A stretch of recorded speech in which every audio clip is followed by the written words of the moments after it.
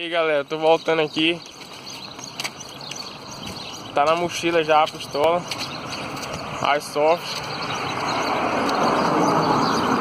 Agora eu tô andando aqui, ó. Olha a minha irmã,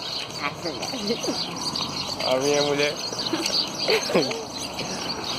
Agora vamos andar.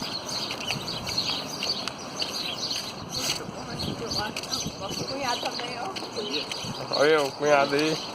E aí? Só fazer a gravação. É.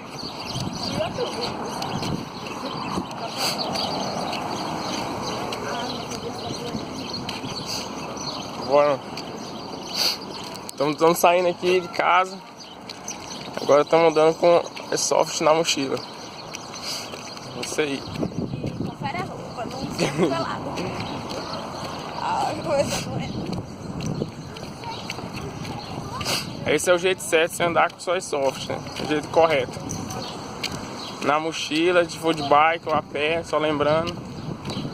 E se for de carro, tem que transportar no porta-mala.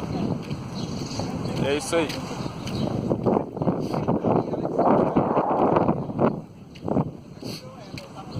Valeu então. Só um vídeo curtinho só pra mostrar saindo de casa, tá? Falou! E aí galera, se inscreve no canal, deixa o like aí pra dar essa força.